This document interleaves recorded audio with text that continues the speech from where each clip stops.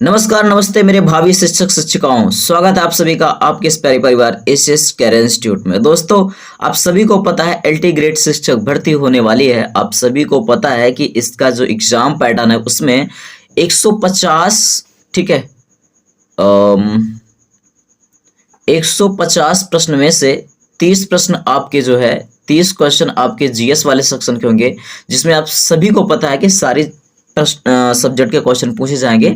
GS in the sense इसके बारे में आप सभी को पता है कि क्या क्या पूछा जाता है, जिसमें से हम बात कर रहे होंगे। आप सभी को पता है कि जैसे इसमें आपका हिस्ट्री, पॉलिटी, ज्योग्राफी, ठीक है, साइंस के तीनों सेक्शन आपके फिजिक्स, केमिस्ट्री, बायो सारे पूछे जाते हैं। इकोनॉमिक्स का सेक्शन पूछा जाता है और भी आपके इन्वायरमेंट का सेक्शन पूछा जाता है, मैथ पूछा जाता है। तो ये सारी चीज़ें जो है आप सभी को प्रिपेयर करना पड़ेगा इस 30 नंबर को जुटाने के लिए। बाकी आपका जो 120 प्रश्न होने वाला है मेरे भाई, वो आपका सब्जेक्टिव पार्ट का रहने वाला है। तो सब्जेक्टिव पार्ट पे भी आप अच्छे से मेहनत करें और जो आपका जनरल पेपर है उस पर भी आपको मेहनत करना पड़ेगा। अगर आपने इसको इग्नोर किया तो कहीं ना कहीं आपके साथ धोखा हो सकता है। ठीक है, अच्छा खासा वेटेज तो आपको अपना सब्जेक्ट वाला पार्ट ही दिलाएगा, लेकिन यहाँ पर भी आपको स्कोर करना पड़ेगा, क्योंकि अगर आपने यहाँ स्कोर नहीं किया तो आप उन बच्चों से पीछे रह जाएंगे जिन्होंने सब्जेक्ट में स्कोर करने के साथ साथ जीएस वाले सेक्शन में भी स्कोर किया है, तो आप पीछे रह जाएंगे। तो इस लड़ाई में आपको दोनों तरीके से ध्यान देना है, अपना सब्जेक्टिव पार्ट भी और जनरल पेपर का भी। ठीक है, तो जिसमें से हम जनरल पेपर के लिए साइंस की हम बात करेंगे, ठीक है, बाकी अदर सब्जेक्ट की बात करेंगे, लेकिन फिलहाल साइंस की जब बात करते हैं तो हमने यहाँ पर लिया है फिजिक्स। ठीक है, हमने लिया है फिजिक्स के, ठीक है, फिजिक्स जो जनरल पेपर है, ठीक है, उसके लिए जनरल पेपर के लिए साइंस अपना अलग सब्जेक्टिव पार्ट है। तो वो ये नहीं है, वो जनरल पेपर मतलब जो आपका सामान्य अध्ययन वाला पार्ट है उसके लिए हमने फिजिक्स के क्वेश्चन इंक्लूड किए हैं।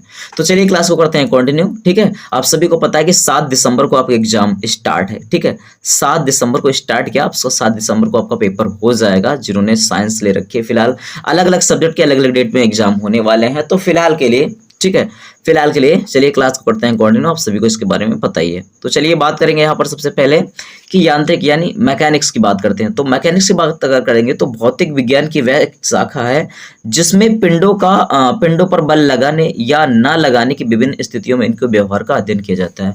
कहने का मतलब, मान लीजिए आपका कोई पिंड है, ठीक है, तो इस पर बल लगाया जाए और या ना लगाया जाए, तो उसके बिहाव पर अगर लगाया जा रहा है तो नहीं लगाया जा रहा है, तो इसमें क्या परिवर्तन हो रहा है, क्या मतलब क्या रिएक्ट कर रहा है। तो इन सभी चीजों का जो अध्ययन होता है, ठीक है, क्या कहलाता है, यांत्रिकी कहलाता है। अब यहाँ पर हम बात करेंगे, अगला जो हमारा पॉइंट है वो है भार। यहाँ से क्वेश्चन आपके पेपर में बनता है। भार की जब हम बात करते हैं यानी कि वेट, तो किसी वस्तु पर पृथ्वी द्वारा लगाया गया आकर्षण बल उस वस्तु का भार कहलाता है, यानी कि वेट। किसी वस्तु ये तो अगला पॉइंट है, इसके बारे में बात करेंगे। तो फिलहाल के लिए जब हम बात करते हैं भार की, तो भार क्या होता है, यानी पृथ्वी द्वारा किसी वस्तु पर जो है आकर्षण बल जो लगाया जाता है उसी को क्या बोला जाता है, भार बोला जाता है। भार का अगर हम बात करते हैं, इसका फॉर्मूला क्या होता है, तो इसका फॉर्मूला होता है, ठीक है, इसका फॉर्मूला जो हो जाएगा, हाँ, इसके फॉर्मूले की अगर हम बात करें तो इसका जो फॉर्मूला हो जाएगा वो हो जाएगा दोस्तों, W बराबर हो जाएगा आपका mg। ठीक है, W बराबर हो जाएगा आपका mgh हो जाएगा। m क्या होता है, मास यानी कि द्रव्यमान होता है। ठीक है, मास द्रव्यमान होता है। g क्या होता है, आप सभी को पता है, ये आपका जो g होता है ये आपका होता है गुरुत्वीय त्वरण। और बात करते हैं h, यानी ये होती है आपकी ऊंचाई। ये आपकी क्या होती है, ऊंचाई। अब यहाँ पर देखेंगे एक चीज आप सभी को और ध्यान देना है, जब हम बात करते हैं भार की, तो भार निकालने के बारे में आपको इसका पता है कि किसी का अगर द्रव्यमान पता है तो अब गुरुत्वीय त्वरण, ठीक है, गुरुत्वीय त्वरण का मान 9.8 और जो उसकी हाइट है उसका आप मान क्या कर सकते हैं, बड़े इजीली आप निकाल सकते हैं। अब यहाँ पर फिलहाल के लिए हम बात करेंगे, एक चीज आप सभी को यहाँ पर ध्यान देना है कि जो भार होता है वो आपका बदलता नहीं है। ठीक है, जो भार होता है वो आपका बदलता नहीं कि नहीं बदलता है, तो ध्यान देना है, एक होता है भार और एक होता है द्रव्यमान। ठीक है, तो बहुत सारे लोगों को लगता है कई बार कि भार बदलता नहीं है, बहुत सारे लोगों को लगता है द्रव्यमान बदलता नहीं है। तो इसमें क्या बदलता है क्या नहीं बदलता, आप सभी को ध्यान देना है। देखिए, किसी भी वस्तु, आपकी वस्तु कोई भी हो, कोई भी, अगर आप इस वस्तु को आप जगह परिवर्तित कर रहे हैं, ठीक है, जगह परिवर्तित कर रहे हैं या फिर एक प्लैनेट से दूसरे प्लैनेट पे ले जा रहे हैं, एक ग्रह से दूसरे ग्रह पर ले जा रहे हैं, तो उसका द्रव्यमान कभी भी नहीं बदलेगा, इस बात को ध्यान देना। द्रव्यमान अपरिवर्तित रहता है, ठीक है, आप सभी को ध्यान देना है।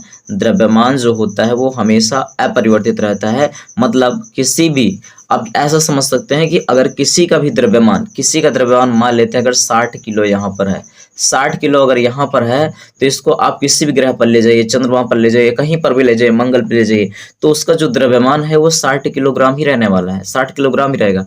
लेकिन अगर बात करते हैं भार की, तो दोस्तों भार जो होता है जगह के हिसाब से बदलता है, आप सभी को ये बात पता होना चाहिए। और बात कर लें चंद्रमा पर, तो पृथ्वी के भार का 1/6 गुना होता है। यानी अगर किसी का द्रव्यमान भार, अगर किसी का भार यहाँ पर 60 न्यूटन है, ठीक है, एक बात आप सभी को ध्यान देना है, भार का जो मात्रक होता है बेसिकली वो न्यूटन होता है, और द्रव्यमान का जो मात्रक होता है वो किलोग्राम होता है।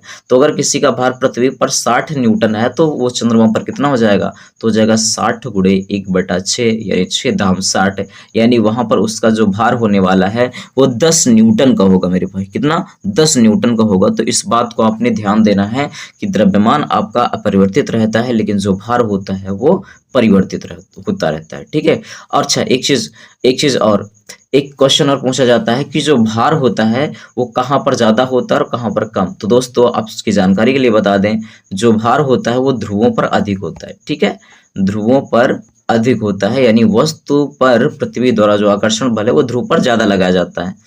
और बात करते हैं कहाँ पर कम होता है, तो विषुवत रेखा पर, ठीक है, विषुवत रेखा पर, ठीक है। तो विषुवत रेखा पर मतलब ठीक है, विषुवत रेखा पर इसका क्या होता है, कम होता है। तो आप सभी को ध्यान देना है। चलिए आगे देखेंगे यहाँ पर। हाँ, अगला जो उसमें पॉइंट था, अगला उसमें पॉइंट क्या है, किसी वस्तु की चाल उसके द्वारा प्रति इकाई समय में चली गई दूरी होती है। यानी ये अलग से यहाँ पर एक पॉइंट है आपका, जो कि साथ हो गया है, अलग अलग लाइन में होना चाहिए था बट एक ही साथ में हो गया है, ठीक है। तो आप सभी को पता है कि जो चाल की यहाँ पर बात की जा रही है, तो चाल बराबर सूत्र क्या होता है, ठीक है, आप सबको पता है चाल बराबर होता है क्या है, दूरी बटा समय। चाल बराबर क्या होता है, दूरी बटा समय। ये बात आप सभी को ध्यान रखना है। अब यहाँ से क्वेश्चन पूछे जाने की प्रोबेबिलिटी क्या है, तो क्वेश्चन ये पूछ सकता है कि चाल जो है वो अदिश राशि है या सदिश राशि है, ठीक है, चाल जो है वो अदिश राशि है या सदिश राशि। तो दोस्तों आपकी जानकारी के लिए बता दें कि जो चाल है वो है आपकी अदिश राशि, क्योंकि और लेकिन अगर पूछ ले आपसे वेग, तो दोस्तों जो वेग है वो क्या है, वो वेग जो है आपका सदिश राशि है। फिलहाल यहाँ पर मेंशन है, लिखा हुआ है, यहाँ पर लिखा हुआ है कि चाल जो है वो अदिश राशि है और वेग जो है आपका सदिश राशि है। अदिश राशि और सदिश राशि क्या होती है, तो दोस्तों अदिश राशियां वे राशियां होती हैं जिसमें केवल परिमाण होता है, यानी केवल मान होता है। और सदिश राशियां वे होती हैं जिनमें परिमाण के साथ साथ क्या होती है, दिशा भी होती है, परिमाण के साथ साथ दिशा भी होती है। जैसे अगर हम बात करें द्रव्यमान, हम पूछ लें कि आपका द्रव्यमान कितना है, तो द्रव्यमान कितना है मेरे भाई, तो जो द्रव्यमान है, मान लेते हैं अगर बोल दिया जाए कि 80 किलोग्राम है, तो किसी का द्रव्यमान अगर 80 किलोग्राम है, किसी वस्तु का द्रव्यमान अगर 80 किलोग्राम है, तो क्या जरूरत है 80 मतलब किसी से पूछा जाए कि आपका द्रव्यमान कितना है, तो अगर वो बता रहा है 80 किलोग्राम उत्तर या 80 किलोग्राम दक्षिण, ऐसे बताएगा नहीं, नॉर्मल सी बात है 80 किलोग्राम बताएगा। लेकिन अगर पूछा जाए कि बल लगा और किसी वस्तु पर बल लगा, और बल लगा 80 न्यूटन का, तो मेरे भाई बल जो लगा वो किधर को लगा, डायरेक्शन इंपॉर्टेंट है, दिशा जरूरी है, ठीक है, किधर को लगा बल, किस डायरेक्शन में लगा, तो ये इंपॉर्टेंट है। इसलिए जो बल है वो आपका क्या है, सदिश राशि, और जो क्या बोलते हैं, अभी हमने बात की द्रव्यमान जो है वो आपका क्या है, अदिश राशि। सेम उसी तरीके से जो चाल है वो अदिश राशि है, और जो वेग है वो आपका सदिश राशि है। ये बात आप सभी को ध्यान रखना है, ठीक है, इस बात को आपको सभी को ध्यान रखना है। बात करते हैं अगले पॉइंट की, तो अगले जो पॉइंट मेंशन है यहाँ चाल की है, तो चाल क्या है, एक अदिश राशि। चाल जो है आपकी क्या है, वो अदिश राशि है, मैंने बता दिया। और किसी वस्तु का वेग उसमें प्रति इकाई समय में उत्पन्न विस्थापन होता है। यानी जब हम बात कर रहे हैं चाल की, तो चाल बराबर होता है दूरी बटा समय, और वहीं पर अगर हम बात कर रहे होंगे वेग की, तो वेग बराबर हो जाएगा दोस्तों, वेग बराबर क्या हो जाएगा आपका, वेग बराबर हो जाएगा आपका विस्थापन बटा समय, ठीक है, वेग बराबर आपका क्या हो जाएगा, विस्थापन बटा समय हो जाएगा।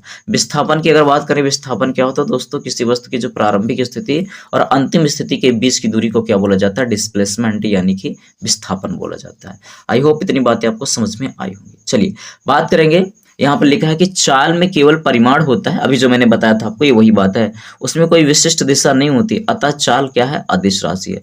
वेग में परिमाण के साथ साथ दिशा भी होती है, अतः वेग क्या है, सदिश राशि। यही बात मैंने आपको अभी बताया था, ठीक है। अगला है हमारा पॉइंट कि किसी वस्तु के त्वरण को समय के साथ उसके वेग में परिवर्तन की दर के रूप में परिभाषित किया जाता है। यानी कहने का मतलब क्या है, अगर त्वरण जो है, त्वरण, तो त्वरण क्या होता है दोस्तों, त्वरण बराबर सूत्र क्या होता है, तो त्वरण बराबर सूत्र होता है वेग परिवर्तन, ठीक है, वेग परिवर्तन बटा समय, ठीक है, वेग परिवर्तन बटा समय होता है। किसका फॉर्मूला होता है, त्वरण का। त्वरण कैसी राशि है, कमेंट बॉक्स में आपको बताना है। त्वरण कैसी राशि है, कमेंट बॉक्स में आपको बताना है, ठीक है। इसका मात्रक क्या हो जाएगा, तो दोस्तों इसका मात्रक होता है मीटर प्रति सेकंड स्क्वायर, ठीक है। ये सारी चीजें आपके एग्जाम में पूछी जाती हैं, तो आप सभी को ध्यान रखना है इनके बारे में। चलिए, एलटी ग्रेड के लिए काफी ज्यादा इंपॉर्टेंट क्वेश्चन है ये सारे क्वेश्चन। साइंस अगर क्वेश्चन बनेंगे फिजिक्स के तो यहीं से बनने वाले हैं, ये बात एकदम तय है, ठीक है। बात करेंगे अगला, न्यूटन की गति के प्रथम नियम के अनुसार, यानी न्यूटन की गति का प्रथम नियम क्या कहता है, न्यूटन का प्रथम नियम क्या कहता है गति विषय, तो कहता है मेरे भाई, यहाँ से आपने देखना है, कोई वस्तु विरामावस्था, इसको बोलेंगे विरामावस्था, वो विरामावस्था, कोई विरामावस्था वस्तु विरामावस्था ही बनी रहेगी और गतिमान वस्तु निरंतर एक समान चाल से सरल रेखा में गतिमान रहेगी जब तक कि उसकी विरामावस्था अथवा एक समान गति की अवस्था में परिवर्तन के लिए बाहरी बल द्वारा उसे बाध्य नहीं किया जाता। इस बात का सीधा सीधा मतलब ये होता है कि अगर कोई वस्तु है, अगर वो विरामावस्था में, विरामावस्था मतलब रेस्ट में है, यानी कि स्थित है, एक जगह पर पड़ी हुई है, तो एक जगह पर ही पड़ी रहेगी वो। अगर वो चल रही है, अगर वो चल रही है, मूविंग पोजिशन में है, मूविंग कंडीशन में है, तो वो चलते ही रहेगी जब तक कि उसके ऊपर कोई बाहरी बल ना लगाया जाए, उसको ना रोका जाए। मतलब अगर ये वस्तु यहाँ पर पड़ी है तो वो पड़ी ही रहेगी, हमेशा पड़ी रहेगी जब तक इसको हटाया ना जाए, इस पर धक्का ना दिया जाए, या फिर कोई एक्सटर्नल किसी तरीके का बल नहीं लग रहा है। तो अगर लग रहा है तो वो हटेगा, नहीं लग रहा है तो अपनी जगह पर ही रहेगा। तो कुल मिला के इस नियम का सीधा सा मतलब है कि अगर कोई वस्तु एक जगह पर पड़ी है तो पड़ी रहेगी, चल रही है तो चलती रहेगी, जब तक इस पर कोई बाहरी बल ना लगाया जाए। इस बात को आपने ध्यान देना है। अब आपके मन में एक बात चल रही होगी कि अगर मतलब ऐसा कैसे हो सकता है कि किसी को अगर कोई चल रहा है तो चलता रहेगा। अरे भाई, एक बॉल होती है, उसको फेंको आप, लुढ़का दो उस बॉल को, तो वो बॉल जो है लुढ़कती हुई जाएगी। वो बॉल जो है, आप सभी को पता है कि वो लुढ़कती हुई जाएगी, वो बॉल आगे लुढ़कती हुई जाएगी, वो बॉल आगे लुढ़कती हुई जाएगी मेरे भाई। लेकिन आप सभी को पता है कुछ देर बाद अब उसकी स्पीड कम हो जाती है और एक जगह पर क्या होती है, वो रुक जाती है। अब इसके पीछे की क्या साइंस है, इसके पीछे की साइंस है, आप सभी को पता है कि बॉल और जो तल है उसके बीच में क्या लग रहा है, फ्रिक्शन फोर्स, यानी कि घर्षण बल, घर्षण बल लग रहा है, फ्रिक्शन फोर्स। तो फ्रिक्शन फोर्स की वजह से क्या होता है, उनके बीच में क्या मेरे भाई, आप सभी को पता है विरोधी बल उत्पन्न होता है, जिसकी वजह से क्या होता है, रुक जाते हैं। तो बल तो लगता ही लगता है। चलिए आगे बात कर रहे होंगे, आगे बात करेंगे। हाँ, अगला है कि किसी वस्तु की विरामावस्था में रहने की अथवा गतिमान है तो एक सीधी रेखा में निरंतर गतिमान रहने की प्रवृत्ति क्या होती है, जड़त्व। अब जड़त्व का सीधा सा मतलब क्या होता है मैं आपको बताता हूँ। जड़त्व का सीधा सा मतलब ये होता है मेरे भाई कि कोई भी वस्तु अपनी अवस्था परिवर्तन का विरोध करती है। सीधा सा मतलब ये हो गया, कोई भी वस्तु अवस्था परिवर्तन का क्या करती है, विरोध करती है।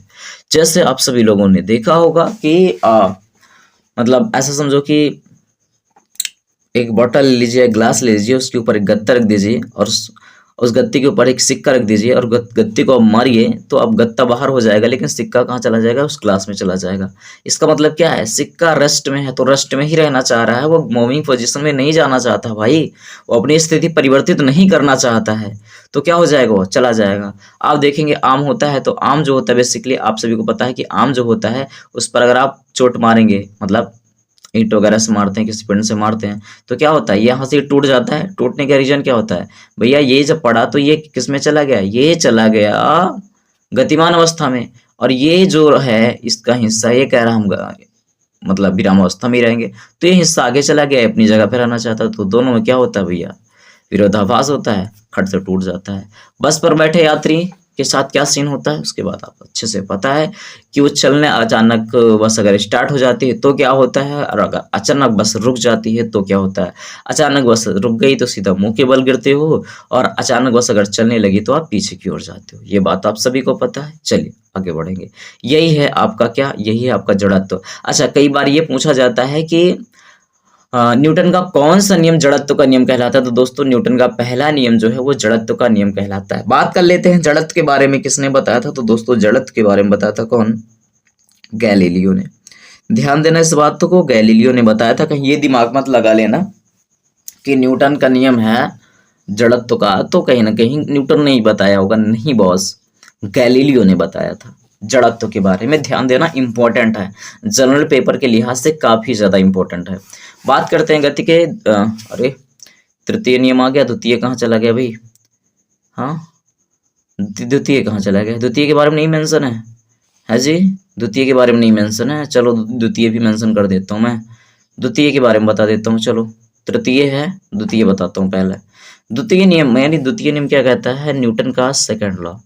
तो सेकंड लॉ क्या कहलाता है? किसी वस्तु पर लगने वाला बल तथा उसके द्रव्यमान का जो गुणनफल होता है, सॉरी यहाँ पर क्या हो जाएगा? द्रव्यमान, यानी यहाँ पर ऐसा है कि किसी वस्तु, मतलब कुल मिला के ऐसा है कि किसी वस्तु पर लगने वाला जो बल होता है उस वस्तु के द्रव्यमान तथा त्वरण के गुणनफल के क्या होता है? अनुक्रमानुपाती होता है। यानी लिख सकते हैं F प्रोपोर्शनल ma, और इस प्रोपोर्शनल के साइन को हटाएंगे तो F बराबर क्या हो जाएगा? K ma, और K बराबर अगर हम एक मान लें तो क्या हो जाएगा? F बराबर हमारा हो जाएगा ma। यानी कुल मिलाकर के समझ सकते हैं कि किसी वस्तु पर लगने वाला जो बल होता है उसके द्रव्यमान तथा त्वरण के गुणनफल के समानुपाती होता है। किसी वस्तु का अगर द्रव्यमान ज्यादा है, उस पर त्वरण का मान ज्यादा है, तो ऑब्वियस सी बात है उस पर बल ज्यादा लगेगा, और द्रव्यमान कम है या फिर त्वरण कम है तो उस पर बल जो है वो कम लगेगा। तो कुल मिलाकर के जो बल है वो द्रव्यमान पर भी और त्वरण पर भी डिपेंड करता है। यह है न्यूटन का दूसरा नियम। बात करेंगे तीसरे नियम की, तो तीसरे नियम को बोला जाता है क्रिया प्रतिक्रिया का नियम। ठीक है, क्रिया प्रतिक्रिया का नियम, इसका मतलब क्या हुआ? न्यूटन के तीसरे नियम का मतलब ये होता है कि अगर किसी वस्तु द्वारा मान लीजिए कि वस्तु ए है और ये वस्तु क्या है? बी है। तो किसी वस्तु द्वारा दूसरी वस्तु पर अगर बल लगाया जाता है तो दूसरी वस्तु भी उतना ही बल उसके विपरीत दिशा में लगाती है। यानी कहने का मतलब अगर आप अपना हाथ किसी चीज पर पटकिए आराम से तो आपको हल्का सा दर्द महसूस होगा, लेकिन जोर से पटक दीजिए तो आपको ज्यादा दर्द महसूस होगा। मतलब जितना बल आपने लगाया किसी वस्तु पर, वस्तु ने भी आपके हाथ पर उतना ही बल लगा दिया। क्रिकेट बॉल का आप लोग क्रिकेट में आप देखते हैं कि बॉल, दो तरह के बॉलर होते हैं, एक स्पिनर होता है, एक फास्टर होता है। फास्टर जो आपका होता है बॉलर, उसकी बॉल को बाउंड्री लाइन के बाहर भेजने के लिए बल्लेबाज को ज्यादा एफर्ट नहीं लगाना पड़ता, बस एक डायरेक्शन देनी पड़ती है, थोड़ा सा अपनी तरफ से एफर्ट लगाना पड़ता है, गेंद बाउंड्री लाइन के बाहर चली जाती है। इसका मतलब ये हुआ कि जितनी तेजी से बॉल आई है बल्ले पे पड़ने के बाद उतनी तेजी से जाएगी। लेकिन जो स्पिनर होते हैं उनकी गेंद की स्पीड थोड़ी कम होती है, तो बल्लेबाज को थोड़ा बल लगा के मारना पड़ता है। ठीक है, तो ये बात आप सभी को ध्यान देना है। बहुत सारी चीजें हैं, बंदूक से अगर आप मतलब बंदूक चलाते हैं तो गोली आगे जाती है तो आपको पीछे की ओर धक्का देती है। ये सब न्यूटन के तृतीय नियम के ही है। ठीक है, आप चल पाते हैं, ये न्यूटन का तृतीय नियम है। ठीक है, रॉकेट ऊपर जाता है, न्यूटन का तृतीय नियम का एग्जाम्पल है। ठीक है, ये सभी लोग आप लोग ध्यान देना है। चलिए, वैसे जो रॉकेट उड़ता है तो रॉकेट के बारे में बात करेंगे तो किस सिद्धांत पे काम करता है? तो वो संवेग संरक्षण के सिद्धांत पे काम करता है। ये भी बात आपको ध्यान रखना है, ये इंपॉर्टेंट क्वेश्चन है। ठीक है, चलो आगे बढ़ रहे होंगे। बात करेंगे संवेग की। देखो संवेग आ ही गया, तो किसी वस्तु के संवेग को उस वस्तु के द्रव्यमान और वेग के गुणनफल के रूप में परिभाषित किया जाता है। कुल मिलाकर के हम बोल सकते हैं किसी वस्तु के द्रव्यमान और वेग के गुणनफल को हम क्या बोलते हैं? संवेग बोलते हैं। संवेग का मात्रक क्या हो जाएगा? तो सर द्रव्यमान का हो जाएगा किलोग्राम, और वेग का क्या हो जाएगा? मीटर पर सेकंड। तो किलोग्राम मीटर पर सेकंड संवेग का क्या हो जाएगा?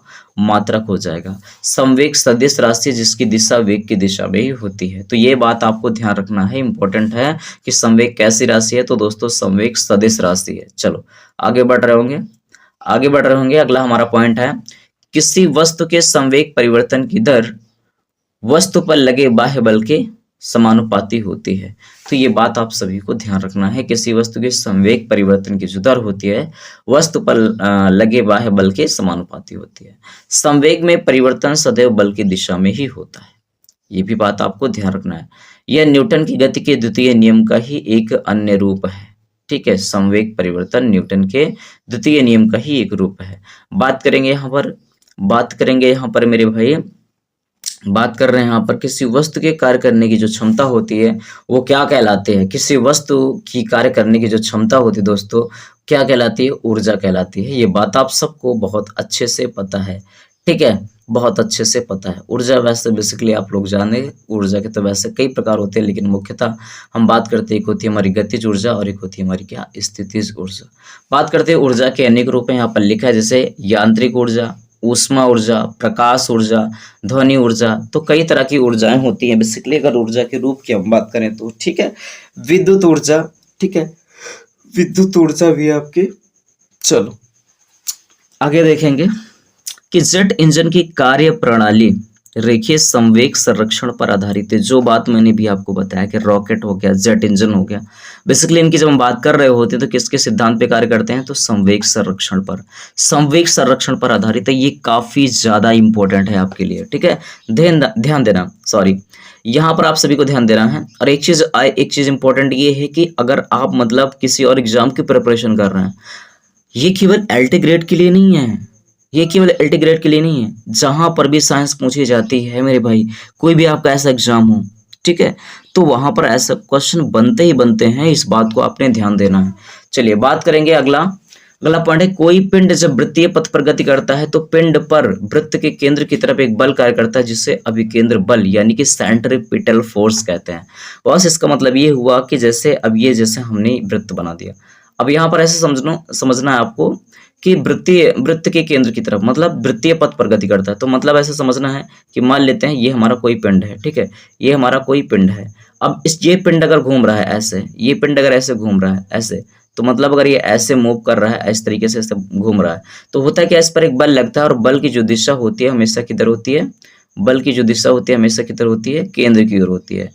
बल की दिशा जो होती है हमेशा केंद्र की ओर होती है। तो इस बल को क्या बोला जाता है दोस्तों, तो इस बल को बोला जाता है, इस बल को क्या बोला जाता है, अभिकेंद्र बल बोला जाता है।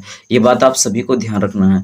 और एक बात मैं बताऊं, ये जो मौत का कुआं होता है, मौत का कुआं, ठीक है, मौत का कुआं वो अभिकेंद्र बल और अपकेंद्र बल दोनों के बैलेंस से मतलब आराम से चलता है, क्योंकि बिना पकड़े हुए गाड़ी वगैरह, साइकिल जो कुछ चलाना होता है, कार वगैरह, वो चलाते हैं।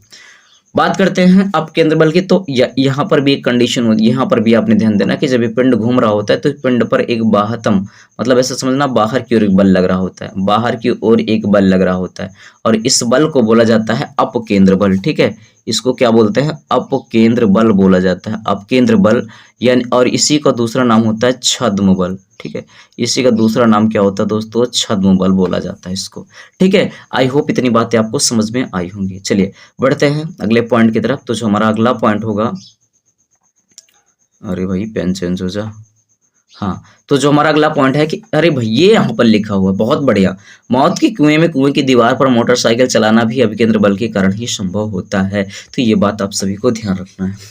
चलो सारे पॉइंट हम डिस्कस कर दिए हैं, अब केंद्र बल के भी बारे में आपको बता दिए हैं।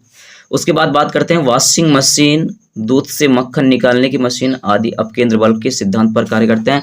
काफी ज्यादा इंपॉर्टेंट है ये पॉइंट आपके लिए, बहुत ज्यादा इंपॉर्टेंट है। जहां पर साइंस आती है ऐसा प्रश्न बनता ही बनता है, आप इसको इग्नोर बिल्कुल कर ही नहीं सकते हैं, बिल्कुल इग्नोर नहीं कर सकते हैं। तो इस बात को आप सभी को ध्यान रखना है, काफी ज्यादा इंपॉर्टेंट है आपके लिए। चलिए आगे बढ़ेंगे, ये ध्यान रखना है। बहुत बार पूछा जाता है कि वॉशिंग मशीन किस सिद्धांत पे कार्य करती है, दूध से मक्खन निकालने की जो प्रोसेस होती है किस सिद्धांत पे कार्य करती है, तो आप सभी को ध्यान रखना है। न्यूटन के गति विषयक द्वितीय नियम के अनुसार किसी वस्तु पर लगाया गया बल उस वस्तु के द्रव्यमान तथा त्वरण के गुणनफल के बराबर होता है, F बराबर ma। अभी इसके हम लोगों ने ऑलरेडी बात कर लिया है, ठीक है। बात करेंगे ऊर्जा संरक्षण के नियम अनुसार। ऊर्जा संरक्षण का नियम क्या कहता है कि ऊर्जा ना तो नष्ट की जा सकती है और ना ही इसकी उत्पत्ति की जा सकती है, इसका केवल एक रूप से दूसरे रूप में रूपांतरण ही संभव है। पहले आपको मैं बता दूं, ऊर्जा और द्रव्यमान को अलग अलग माना जाता था, लेकिन जब से आइंस्टीन आए तो उन्होंने बता दिया कि ऊर्जा और द्रव्यमान एक सिक्के के दो पहलू होते हैं। E बराबर mc² का उन्होंने फॉर्मूला दिया और उन्होंने बताया भाई कि ऊर्जा और द्रव्यमान एक सिक्के के दो पहलू होते हैं, यानी अगर ऊर्जा खर्च हो रही है तो किस में कन्वर्ट हो रहा है, वो द्रव्यमान में कन्वर्ट हो रहा है। बात आपको ध्यान रखना है। ऊर्जा संरक्षण की अगर हम बात करते हैं तो ऊर्जा संरक्षण यही बताता है कि भैया ऊर्जा को ना तो हम नष्ट कर सकते हैं ना तो उत्पन्न कर सकते हैं, ये बात आप सभी को ध्यान रखना है, ठीक है, काफी ज्यादा इंपॉर्टेंट है। और यहाँ पर हम बात कर रहे होंगे अगला, भूतापीय ऊर्जा पृथ्वी के भीतरी भाग में होने वाली नाभिकीय अभिक्रियाओं से भी उत्पन्न होती है। इन जो भूतापीय ऊर्जा होती है वो पृथ्वी के भीतरी भाग में होने वाली जो नाभिकीय अभिक्रियाएं होती हैं उसके द्वारा क्या होती है, उत्पन्न होती है। बात करेंगे नाभिकीय ऊर्जा, तो जो नाभिकीय ऊर्जा होती है ऊर्जा का एक ऐसा रूप है जो परमाणु नाभिक द्वारा मुक्त होता है, ठीक है। अब बात करते हैं नाभिकीय ऊर्जा, तो नाभिकीय ऊर्जा का सीधा सा मतलब होता है कि भाई जो नाभिक द्वारा उत्पन्न ऊर्जा होती है, नाभिक क्या होता है कि कोई आपका परमाणु होता है और उस परमाणु का एक ऐसा पार्ट जहां पर रहता है प्रोटॉन और न्यूट्रॉन, उसको क्या बोला जाता है, नाभिक बोला जाता है। क्या बोलते हैं इसको, नाभिक बोलते हैं। और इसके चारों तरफ इलेक्ट्रॉन क्या कर रहे होते हैं, चक्कर लगा रहे होते हैं, चक्कर लगा रहे होते हैं। ये बात आप सभी को पता है बहुत अच्छे से, क्लियर। उसके बाद बात करते हैं यहाँ पर बाहरी वायु से उत्पन्न की गई ऊर्जा को क्या बोला जाता है, पवन ऊर्जा, ठीक है। बाहरी वायु से जो ऊर्जा उत्पन्न की जाती है उसको क्या बोला जाता है, पवन ऊर्जा बोला जाता है। आई होप दोस्तों इतनी बातें आपको समझ में आई होंगी। तो क्लास कैसी लगी कमेंट बॉक्स में आप जरूर बताइएगा, ठीक है। कमेंट बॉक्स में आप जरूर बताइएगा क्लास कैसे लगी, और कोई भी सुझाव हो, ठीक है, कोई भी सुझाव हो, कोई भी सजेशन हो तो आप बिल्कुल कमेंट बॉक्स में बता सकते हैं, ठीक है। और आप ये समझिए कि आपने अगर यहाँ पर जो भी क्लासेस हैं जिस भी सब्जेक्ट की आपने अगर देख लिया तो उस टॉपिक जो टॉपिक मैंने बोला वहां से क्वेश्चन बाहर नहीं जाएंगे आपके जीएस वाले सेक्शन में, ये बात आप ध्यान रख सकते हैं। तो यहाँ पर अगर हम बात कर लें तो जैसे आपका फिजिक्स हो गया, केमिस्ट्री हो गया और बायो वाला सेक्शन हो गया, तो कुल मिला के हम बोल सकते हैं साइंस वाले सेक्शन के लिए, मतलब ऐसा समझो कि जनरल पेपर में अगर जो साइंस आएगी तो फिजिक्स केमिस्ट्री बायो को ही लेकर के आएगी, तो वहां पर आप ध्यान देंगे कि यहाँ से क्वेश्चन आपके बाहर नहीं जाएंगे, ठीक है। बाकी सब्जेक्ट भी आपके होंगे, हिस्ट्री, पॉलिटी, ज्योग्राफी, इकोनॉमिक्स भी होंगे आपके, लेकिन पहले एक एक करके देख इनको करते हैं, ठीक है। तो चलिए दोस्तों फिर मिलते हैं नेक्स्ट वीडियो में, तब तक के लिए bye bye, take care, thank you, love you all.